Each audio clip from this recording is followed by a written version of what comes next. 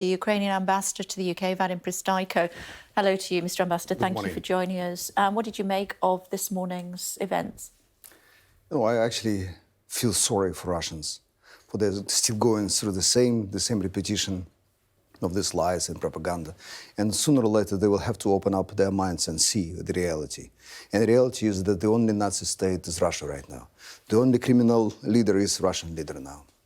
And they can have this, can allow people closer to the machinery, the military machinery, because most of this in Ukraine already, in the stage where you can actually see how strong and how good the equipment is. He had many state leaders by his side, offering him support today.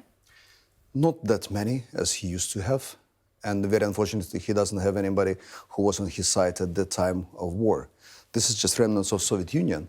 And don't forget that we were the biggest part of it, and we suffered with Belarusians the most. I'm really sorry to see Lukashenko there, but that's the reality right now. How surprised were you that the Belarusian leader, Alexander Lukashenko, was there? I'm not surprised. I'm sorry that he's here, and his nation proportionally lost the most out of all the nations in the world because it was occupied, like Ukraine as well. Russia not. And all this Kazakhstan, Turkmenistan, they were not. They don't know what is the atrocities of Nazis. They don't have the personal sort of experience. Yeah, but what he's doing is hedging his bets because he doesn't necessarily think that you guys are going to win the war. That's what he has to do. He has to bring it up in the Russian media. He has to bring it up within his own people. He has to mobilize his people for another wave of this, thousands of young men and women coming to fight and die. So that he's doing his job. The only problem is that he's not winning. We are.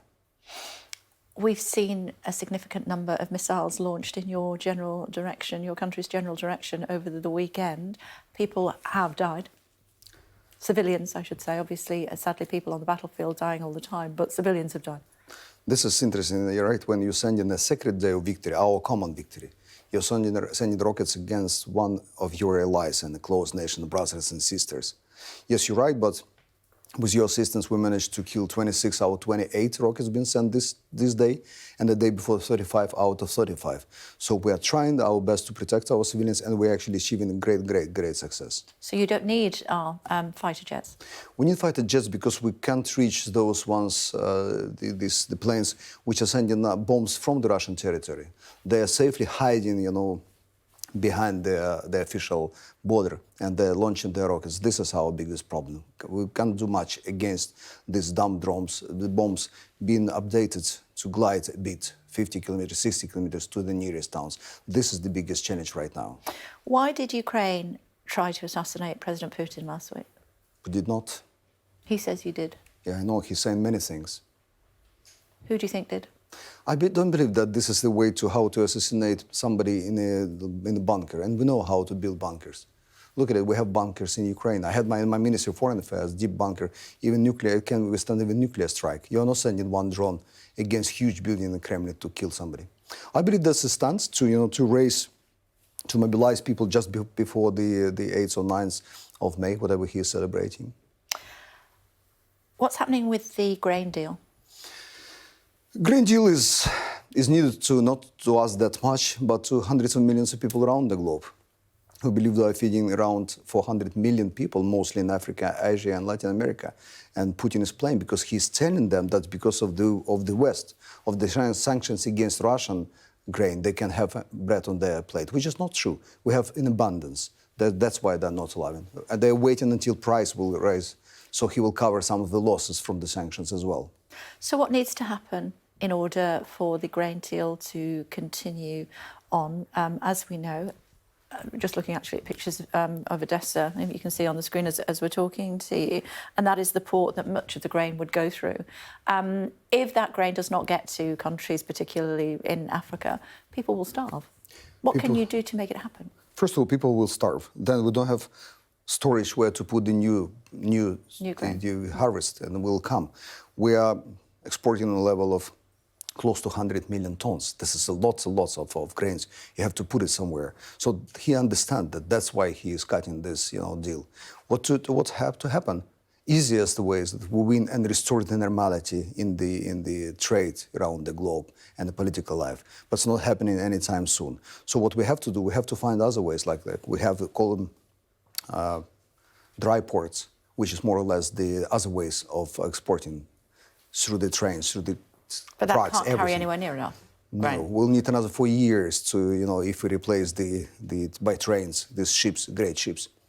I understand that what we're trying to achieve right now, we're trying to negotiate with the help of Turks and the UN.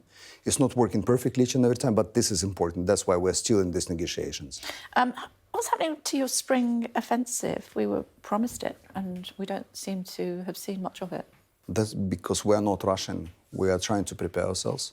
We've been just a couple of days ago with my Prime Minister and First Lady seeing how you are helping our soldiers to be prepared better. We want them to survive this, not just throw them in this meat grinder. We were seeing the Australian, New Zealanders training with our people. This is great help. We are receiving more and more sophisticated weapons. We're trying how to, training how to use them correctly. We need some things, which we're quite open with. We need F-16s or whatever the planes are, and we need long-reaching artillery or rockets. Russia would say you're talking the talk and not walking the walk. They can say whatever they want, and they can prepare themselves. We see there are people fleeing from the front lines because they're expecting our counteroffensive. We're not going to tell them when and where, because we have 1,000 kilometers of front lines, but there are a couple of directions they understand already. The Crimean Peninsula, the Crimean land bridge, is the obvious destination for our troops. Is it coming? The offensive, yes. Some people already arguing that we already started. It's just not seen on TV yet because of these massive drone attacks, massive rocket attacks. That's what's already been happening. When do you expect the conflict in your country to end? There are different expectations, and some people believe that it won't happen until this year, or somebody saying this next year. The important part that we're prepared for this. It's not easy, believe me, financially, and we're losing people's lives, and the cities and the economy is going. We at least lost a third of all our economy and everything. 8 million of us outside of the nation, but we are fighting, and we believe that we'll get to the point when they will break and we'll get back to Russia. We don't want to chase them down. They can do whatever they want on their own territory, not on ours.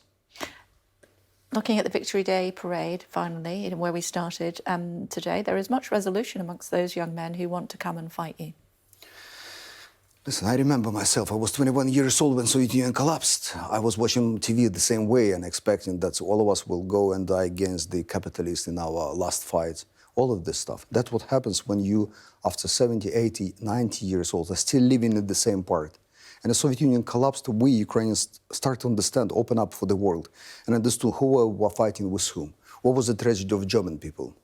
What was the tragedy of all of us? So the complex picture is now in our heads, much more complex than the Russians. They're still living this previous century life. We must leave it there. Mr. Ambassador, it's always a pleasure. Thank you very much Thank you. indeed for joining us on the programme.